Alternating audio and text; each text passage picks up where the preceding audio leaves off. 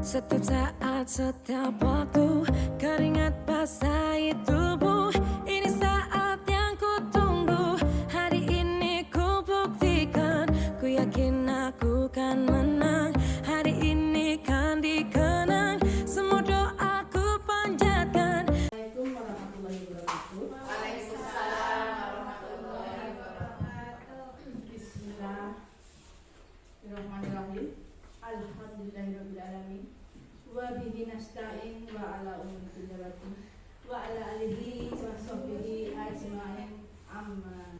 Puji syukur kita panjatkan kehadirat Allah Subhanahu wa taala yang telah melimpahkan rahmat-Nya kepada kita semua sehingga pada hari ini kita bisa berwajah bertemu dalam acara diseminasi budaya positif.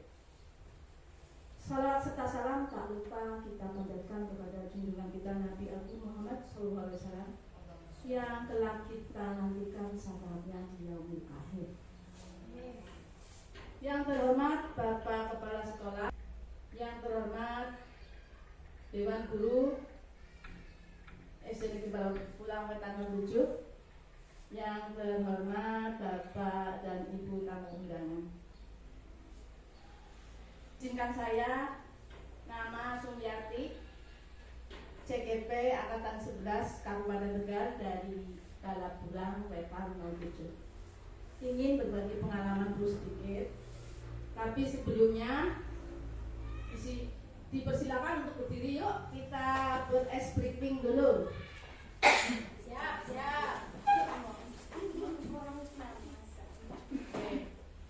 Ketika saya bicara ular, berarti tangannya pendek, tapi ngomongnya berarti ular berarti panjang, gitu ya? Kebalikan. Ya, kebalikan. Ketika saya bilang cacing, berarti cacing kan pendek. Cacing pendek, gitu, tapi tangannya panjang, gitu ya? Bisa gitu lagi? Cacing, ular, cacing,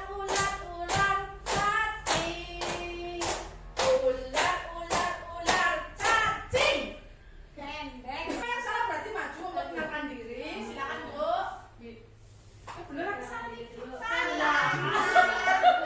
Ngomongnya panjang. Assalamualaikum warahmatullahi wabarakatuh. Waalaikumsalam warahmatullahi wabarakatuh. Indah Erawati dari SD Balapulang Wetan 6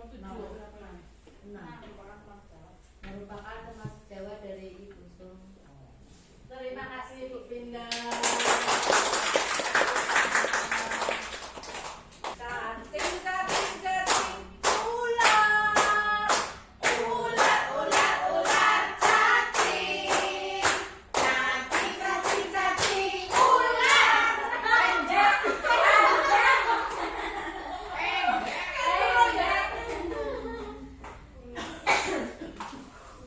Nama saya Arifah Ismawati. Saya merupakan teman sejawat dari Ibu Sumiati dari SD Balapulang Wetan 03. Terima kasih. Semangat biar nggak tegang ya. Cacing, ular, cacing, ular, cacing.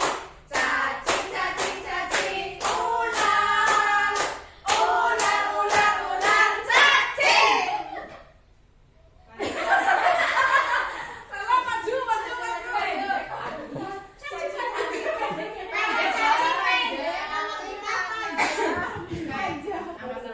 Nama saya Supriyani dari SD Balapulang Wetan 07, teman sejawat dari Ibu Sumiati. Terima kasih.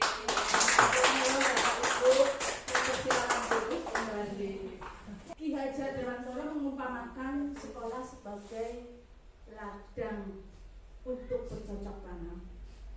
Sedangkan kita sebagai pendidik diibaratkan seorang petani. Untuk menghasilkan suatu bibit yang unggul, seorang petani biasanya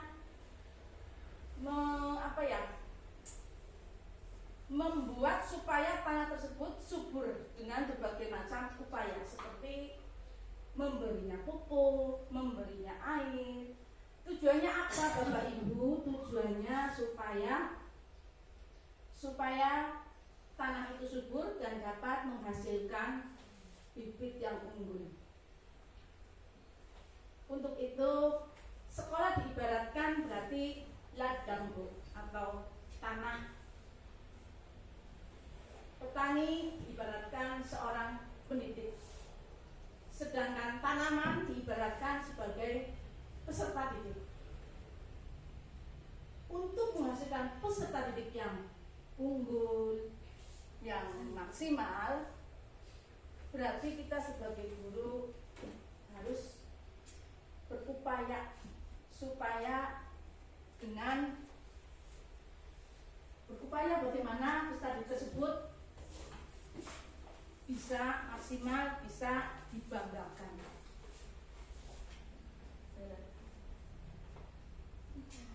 Dengan harapan akan tumbuh karakter murid sesuai dengan profil pelajar Pancasila. Hari ini izinkan saya Ibu berbagi pengalaman sedikit tentang diseminasi budaya sedikit dengan tujuan dengan meyakini nilai-nilai kebajikan universal serta menciptakan murid yang merdeka dan disiplin sesuai dengan profil belajar Pancasila. Ada agenda kegiatan pada hari ini yaitu pembukaan, kemudian kesepakatan bersama, yang ketiga materi pemahaman, yang keempat berbagi pengalaman, dan yang kelima redaksi dan penutup. Untuk pembukaan tadi sudah nih Bapak Ibu. Kemudian ini kesepakatan bersama, ini ada satu pertanyaan pemantik Bapak Ibu. Saya mau bertanya, apakah hukuman itu dapat mendisiplinkan peserta didik? Dapat. Menurut panjenengan bagaimana? Ya, Bu Pipin. Untuk pemberian hukuman kepada peserta didik itu dapat mendisiplinkan peserta didik. Contoh, kalau misalnya si anak sering terlambat masuk sekolah ataupun berpakaian, ya, bisa diberi hukuman, tapi tidak boleh dengan kekerasan yang nantinya dapat membuat anak itu menjadi mendisiplinkan diri, baik dalam berpakaian ataupun kedatangan. Terima kasih, luar biasa yang sudah menjawab tadi. Barangkali ada pendapat lain, apakah hukuman bisa mendisiplinkan peserta didik? Bu Vera, monggo silakan. Baik, terima kasih. Nama saya Vera Wulandriani. Menurut saya, apakah hukuman itu dapat mendisiplinkan peserta didik? Menurut saya tidak setuju. Saya tidak setuju dengan pernyataan tersebut. Karena apa, Bu? Karena menurut saya itu hukuman itu tidak tidak mendidik, buat peserta didik. Yang ada hanya akan membuat merasa merasa beban mental dan diri dan itu. Terima kasih.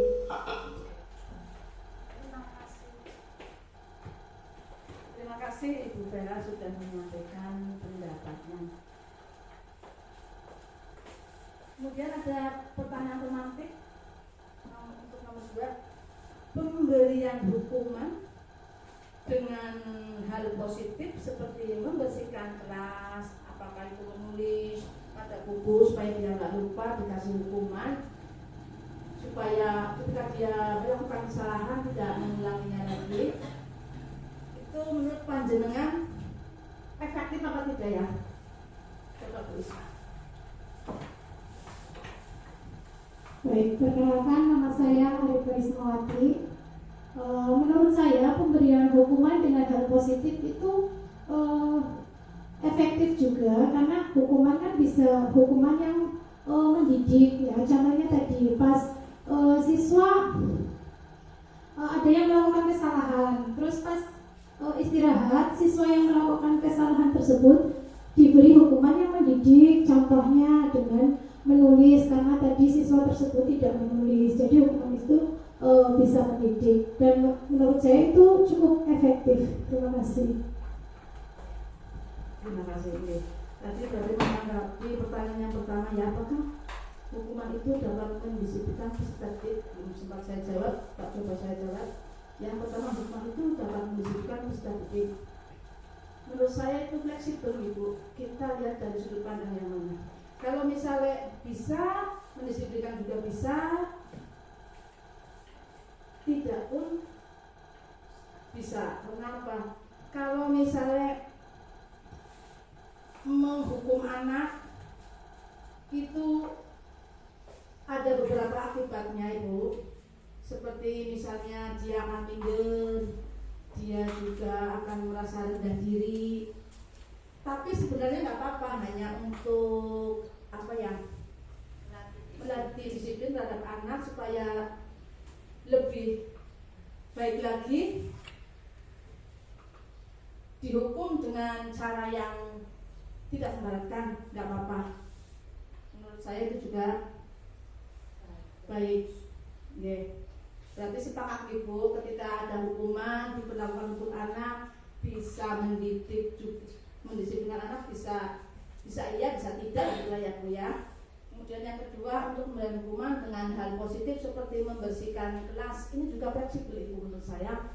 Kalau misalnya untuk anak yang malas, mereka akan senang jika dihukum karena dia berarti lepas dari tanggung jawab, dia akan keluar, suka mending milih dihukum, hanya membersihkan kamar mandi atau menyapu, mereka akan senang karena dia memang tidak senang mengikuti pembelajaran, juga kurang bertanggung jawab, dia semakin senang. Ada juga yang seperti itu. Kemudian yang positif juga menurut saya benar juga, karena apa? Melatih tanggung jawab. Ketika dia diberikan suatu tugas dia tidak melaksanakan, dia diberikan teguran, berarti hukuman tersebut merupakan teguran ya Bu ya, buat anak supaya lebih baik lagi. Ada satu pertanyaan lagi Bu, memberikan penghargaan dapat memotivasi siswa, apakah Bapak Ibu setuju? Setuju. Ya, kita mau pendapat Bu Ani.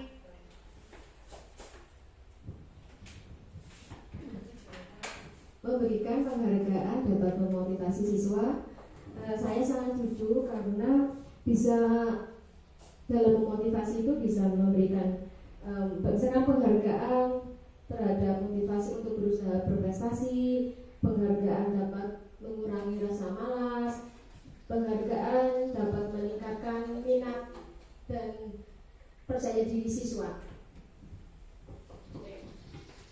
Ada lagi yang berpendapat tidak sepakat? Barangkali bicara. Bu Pangsita sepakat? Sepakat. Ya, alasannya apa Bu?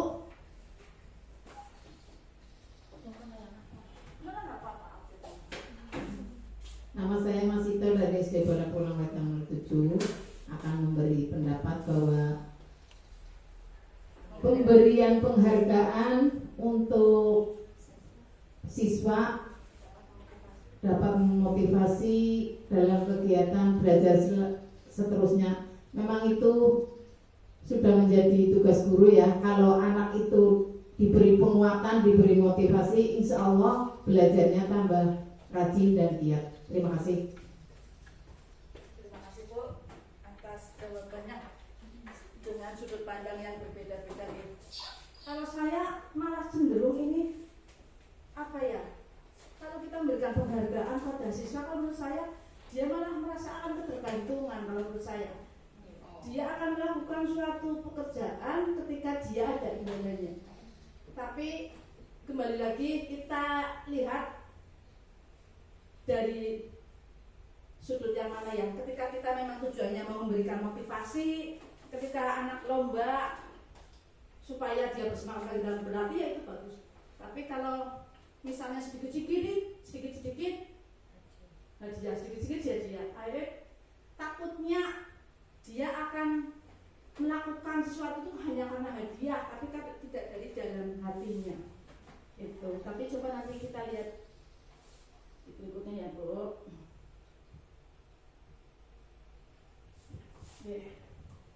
Tadi hanya sekedar pertanyaan pemantik Ibu. Lingkungan yang aman dan nyaman berbasis disiplin positif di sekolah akan berdampak secara maksimal pada perkembangan dan pembentukan karakter peserta didik. Betul begitu, Mas Habib? Barangkali mau berikan tanggapan.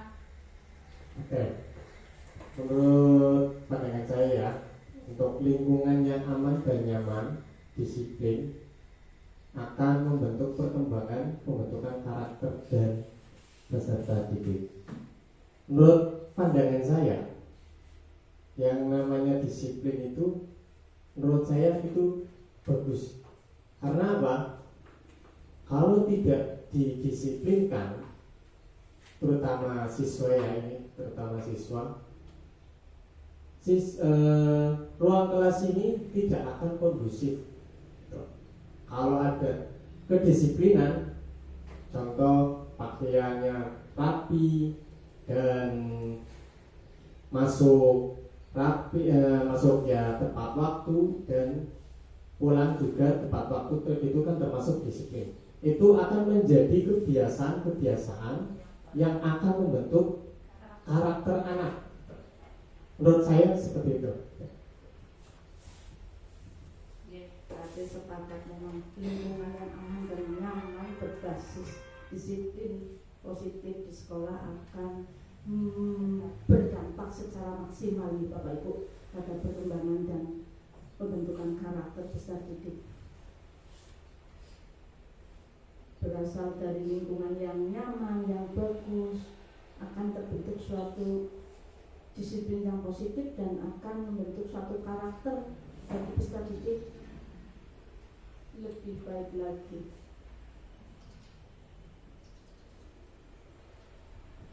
Disiplin positif, ada beberapa teori seperti William Glasser, ada makna disiplin. Makna disiplin sendiri yaitu belajar kontrol diri dengan menggali potensi diri kita sendiri agar tercapai tujuan mulia, yaitu menjadi seorang yang diinginkan berdasarkan nilai-nilai yang kita hargai. Teori motivasi menurut Glasser.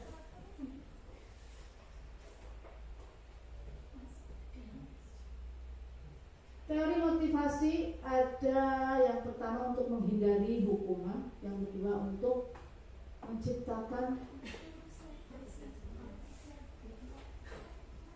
imbalan, dan yang ketiga untuk menghargai diri sendiri. Menurut Cluster, model berpikir menang-menang, berkolaborasi dan konsensus menciptakan pilihan-pilihan baru, pengembangan komunitas berbasis aset. 5 posisi kontrol. Yang pertama ada pembuku, yang kedua pembuat rasa bersalah, yang ketiga teman, yang keempat pemantau, dan yang kelima manajer. Ada 5 dasar kebutuhan manusia Bapak Ibu. Yang pertama bertahan hidup atau survive, yang kedua penguasaan atau kekuasaan, yang ketiga kasih sayang, rasa diterima, dan yang keempat kesenangan, dan yang kelima kebebasan. Ternyata ketika kita akan dalam suatu kehidupan sehari-hari Ibu, pasti ada suatu namanya masalah, dan ketika kita menyelesaikan suatu masalah, kita akan menyelesaikannya dengan segitiga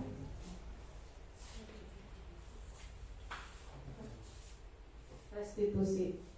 Oke. Sekarang terlebih dahulu saya jelaskan mengenai makna disiplin. Disiplin berasal dari huruf Latin, bahasa Latin, yaitu artinya belajar. Disiplin diri membuat orang menggali potensinya menuju sebuah tujuan apa yang diinginkan. Namun dalam budaya kita, makna kata disiplin telah berubah menjadi sesuatu yang dilakukan seorang pada orang lain untuk mendapatkan kepatuhan. Kecenderungan umum adalah menghubungkan kata disiplin dengan ketidaknyamanan, bukan dengan apa yang kita hargai atau pencapaian suatu tujuan. Seorang guru yang baik harus memiliki kemampuan dalam mewujudkan budaya positif di sekolah. Budaya positif tersebut dapat dijalankan dengan menerapkan konsep-konsep inti seperti yang pertama, motivasi perilaku manusia, yang kedua, keyakinan kelas, dan yang ketiga, kebutuhan dasar manusia, keempat, posisi kontrol restitusi, dan yang keempat, segitiga restitusi. Disiplin positif lebih ke arah disiplin diri yang dapat mengontrol diri dalam melakukan segala tindakan. Disiplin positif merupakan suatu cara menerapkan disiplin yang mengajarkan anak bertanggung jawab dan menumbuhkan kesadaran diri berdasarkan nilai-nilai kebajikan. Dengan profil pelajar Pancasila. Adapun dalam profil pelajar Pancasila terdapat 5 perilaku yang baik, yaitu beriman bertakwa kepada Tuhan Yang Maha Esa, mandiri, berakhlak mulia, berkebinekaan global, bergotong royong, kreatif, dan bernalar kritis. Nyanyi. Siapa kok? 3. Motivasi perilaku manusia. Untuk menghindari ketidaknyamanan atau hukuman, apa yang akan terjadi apabila saya tidak melakukannya? Itu berarti motivasi eksternal, Ibu. Cenderung orang melakukan karena dia takut atau kena hukuman, akhirnya dia tidak melakukannya. Berarti ini suatu tindakan tapi berasal bukan dari hati, cuma karena ada dorongan ketika dia takut dihukum, akhirnya dia tidak melakukannya. Kemudian yang kedua, motivasi perilaku manusia untuk mendapatkan imbalan atau penghargaan dari orang lain.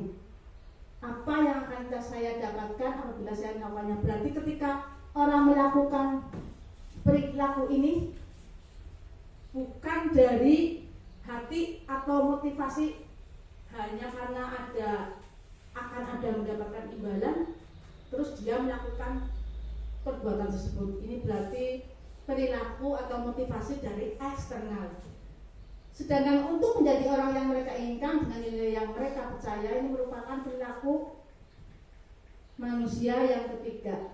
Motivasinya yaitu internal, dari dalam diri sendiri. Ketika dia melakukan sesuatu, dia percaya akan menjadi orang yang seperti apa yang diinginkan. Berarti ini sudah terdorong dari hatinya sendiri untuk melakukan suatu tindakan yang positif, tidak karena iming-iming, tidak karena imbalan, tidak karena rasa ketakutan akan dihukum. Keyakinan sekolah atau kelas adalah seperangkat nilai dan prinsip yang disepakati bersama oleh guru dan siswa untuk memandu perilaku dan interaksi di dalam kelas. Ini rangkaian dari tadi, Bu, budaya positif ini. Saya mencoba membuat keyakinan kelas. Kita bersama-sama, barangkali yang belum membuat keyakinan kelas bisa dicoba bareng-bareng, Ibu. Guru berperan dalam mewujudkan terbentuknya keyakinan sekolah atau kelas dengan adanya kesepakatan antara guru dan murid. Keyakinan sekolah atau kelas berupa pernyataan-pernyataan universal yang mudah diingat dan dipahami dan harus diterapkan di lingkungan sekolah. Ini contoh kesepakatan kelas dan keyakinan kelas pada kelas 1, kebetulan yang saya ampuh. Yang pertama sederhana sekali, Bu. Saya hanya mengambil keyakinan yang mudah dilaksanakan dan sudah biasa dilaksanakan, yaitu berdoa sebelum belajar.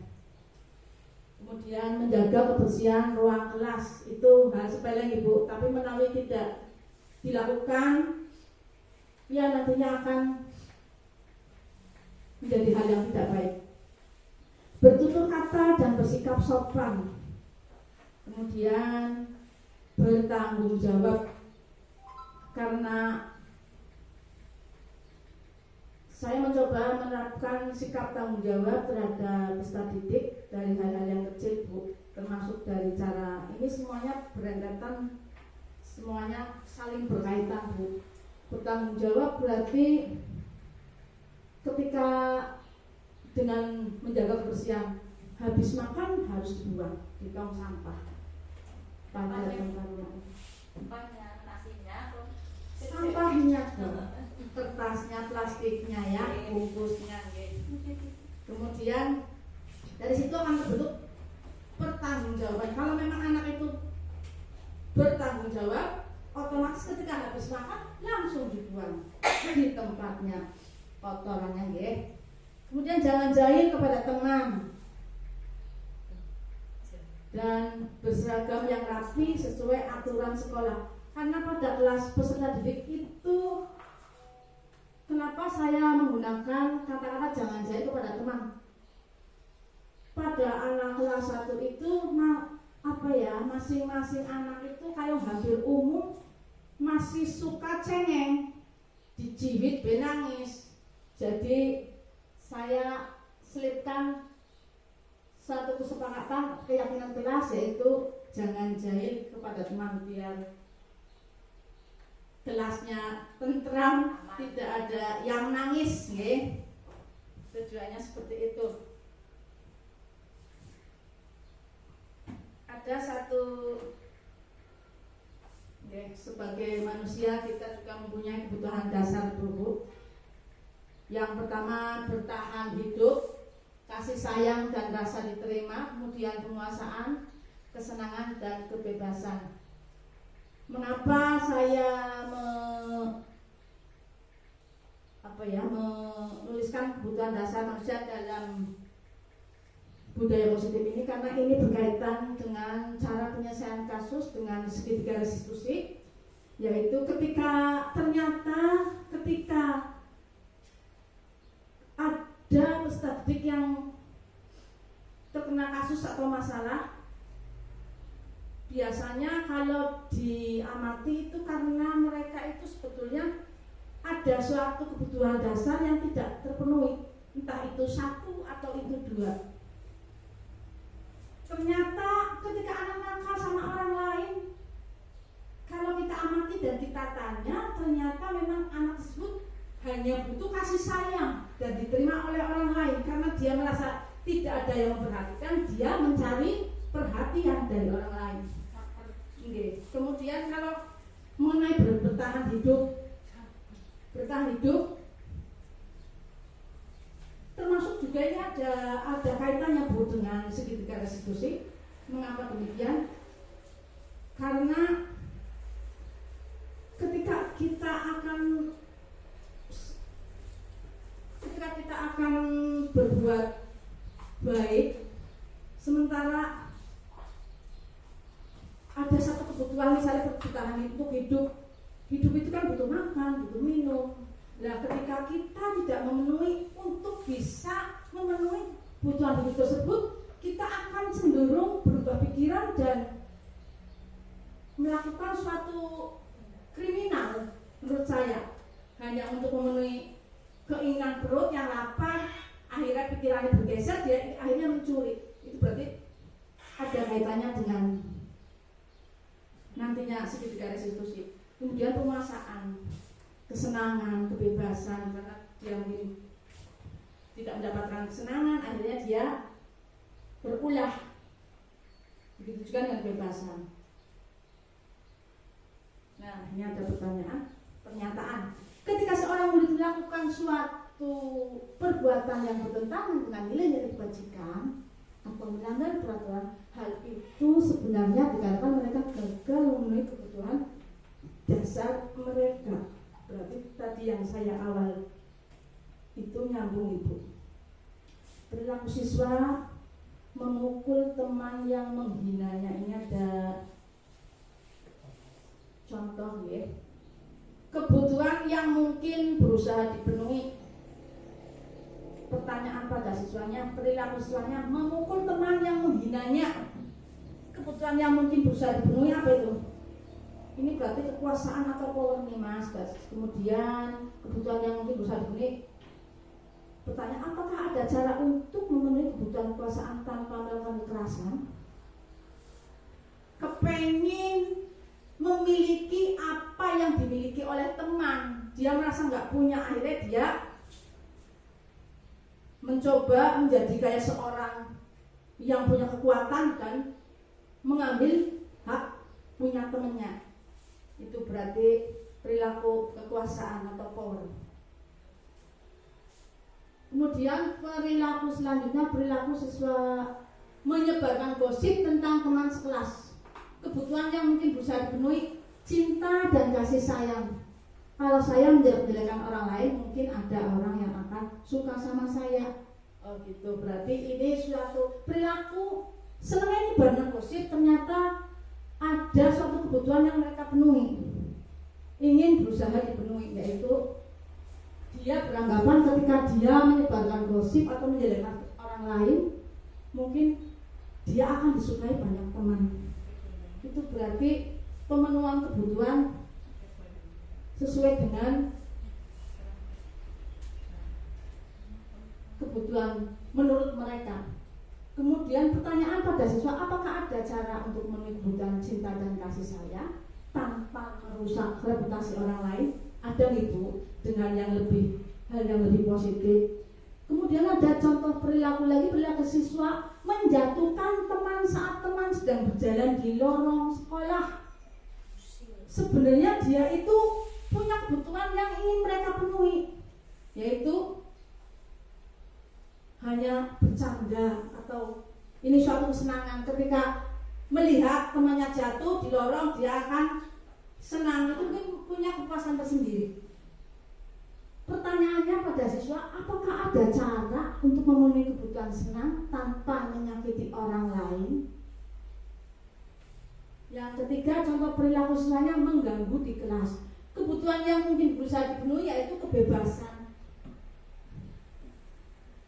Pertanyaannya pada siswa, apakah ada cara untuk memenuhi kebutuhan kebebasan tanpa mengganggu pembelajaran semua orang? Untuk mengganggu orang lain?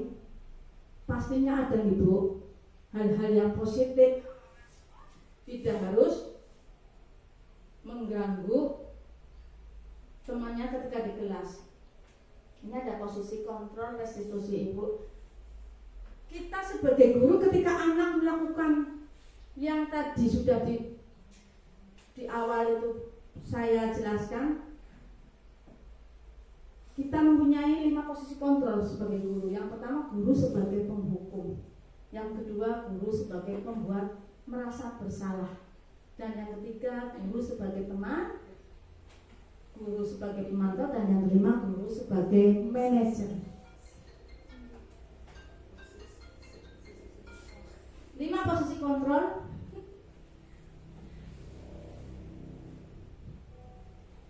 Yang pertama, motivasinya identitas gagal, kontrol dari luar, menghindari hukuman. Berarti penghukum, kemudian membuat orang merasa bersalah. Yang dilakukan oleh guru menghadik, menunjuk-nunjuk, menyakiti, menyindir, itu nggak bagus ibu. Ketika kita sebagai penghukum membuat orang merasa bersalah, berceramah dan mengatakan seharusnya ibu kecewa begini, bla bla bla bla, itu menurut saya kurang pas. Guru berkata kalau kamu tidak melakukannya awas ya, misalkan ini pada berarti guru sebagai penghukum. Seharusnya kamu sudah tahu, ibu lelah sekali mengatakannya, ibu stres, itu kurang bagus bu kata-kata tersebut jika diterapkan pada didik kita. Hasilnya anak akan cenderung memberontak bu, akan menyangkal dan berbohong, tidak akan mengakui kesalahannya. Kemudian ketiga, guru sebagai teman membuat alasan-alasan untuk muridnya, kemudian ayolah lakukan demi ibu, masa kamu tidak mau, ingat tidak ibu pernah bantu kamu. Itu juga menurut saya kurang bagus. Hasilnya anak akan ketergantungan, dan kaitan dengan dunia berkualitas, murid meletakkan guru sebagai orang yang sangat penting di dunia berkualitas. Murid berkata, saya pikir bapak ibu teman saya, ternyata begitu. Nanti akan keluar kata seperti itu, Bu. Kemudian guru sebagai pemantau menghitung dan mengukur. Guru berkata apa peraturannya, hasilnya menyelesaikan diri bila diawasi. Kemudian kaitan dengan dunia berkualitas, murid meletakkan guru peraturan dan hukum di dunia berkualitas. Murid berkata, berapa banyak bintang yang saya harus peroleh, berapa halaman yang harus saya tulis. Kemudian dampak pada muridnya menitik beratkan pada konsekuensi atau hadiah untuk dirinya. Yang posisi kontrol guru yang terakhir yaitu sebagai manajer, Bu. Kalau sebagai manajer berarti motivasinya menghargai diri sendiri, kemudian perbuatan guru contohnya mengajukan pertanyaan-pertanyaan, kemudian guru berkata juga apa yang kita yakini, apa yang bisa kau kerjakan untuk memperbaiki masalah ini. Hasilnya menguatkan pribadi, mungkin anak akan berterus terang dan mengakui kesalahannya. Kaitan dengan dunia berbatas, murid meletakkan dirinya sebagai individu yang positif dalam dunia berkualitas. Kemudian akhirnya murid akan berkata, bagaimana caranya saya bisa memperbaiki keadaan, dan dampak pada muridnya mengevaluasi diri, bagaimana cara memperbaiki diri.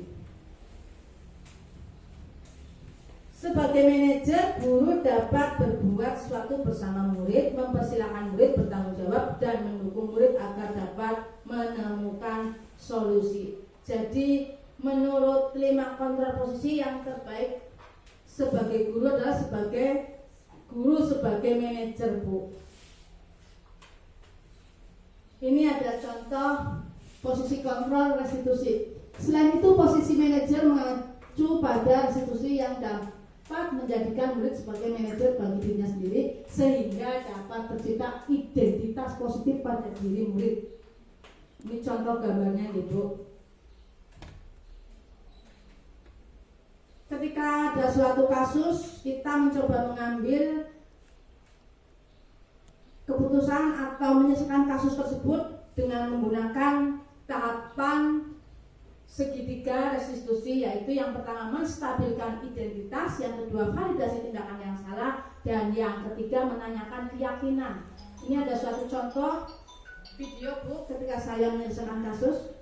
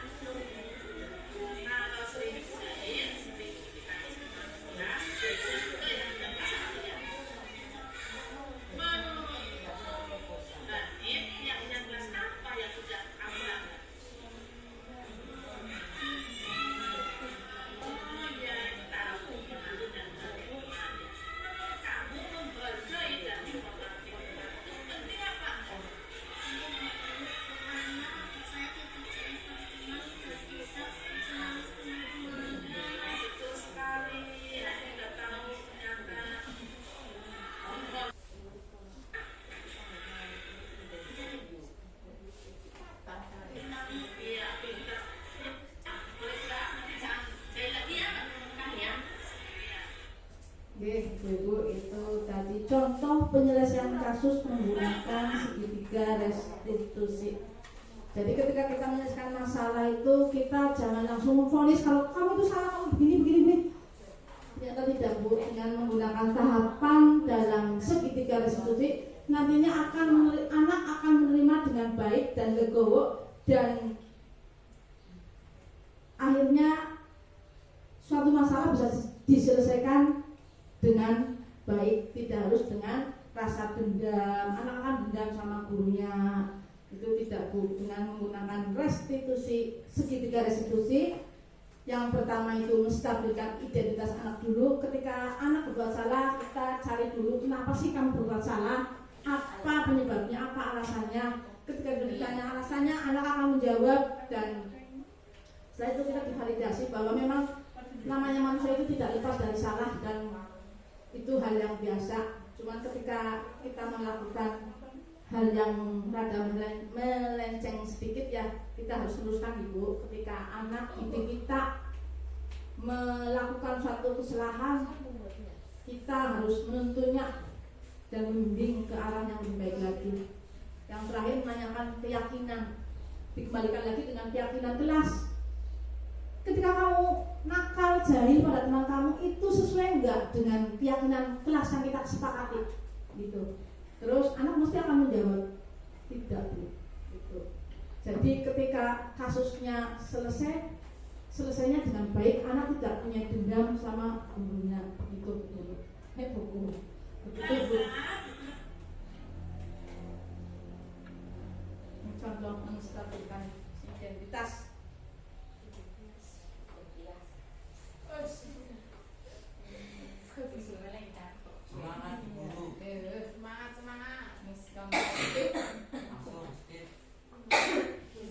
Ini ada miskonsepsi penerapan budaya positif, berarti tidak ada aturan atau konsekuensi penjelasannya. Dalam hidup bermasyarakat selalu ada tantangan atau aturan dengan konsekuensi dari setiap tindakan yang dilakukan oleh anggota masyarakat. Dalam penerapan budaya positif, guru melatih kesadaran murid melalui pemahaman bahwa tatanan dan konsekuensi hadir untuk memberikan keselamatan dan kebahagiaan kepada diri sendiri, manusia, dan anggota masyarakat, sehingga tatanan tersebut dipatuhi bukan karena takut konsekuensi, tetapi karena kesadaran diri ini mewujudkan nilai-nilai berharga atau nilai-nilai positif.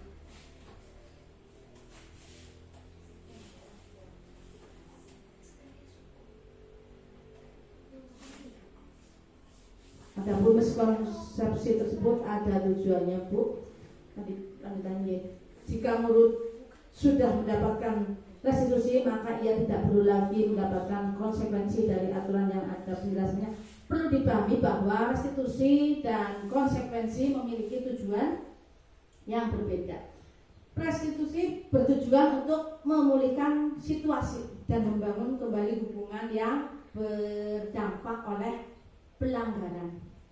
Konsekuensi merupakan bagian dari tatanan yang sudah ada dalam sekolah yang hadir dengan tujuan untuk membantu murid belajar dari kesalahan dan mendorong mereka untuk membuat pilihan yang lebih bertanggung jawab di masa depan.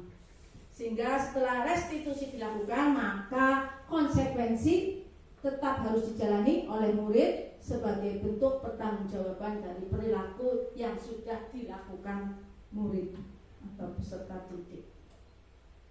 Demikian, semoga ini dapat menginspirasi. Akhir kata, semoga tergerak, lekas bergerak, dan mari menggerakkan. Ibu semuanya, assalamualaikum warahmatullahi wabarakatuh. Waalaikumsalam warahmatullahi wabarakatuh.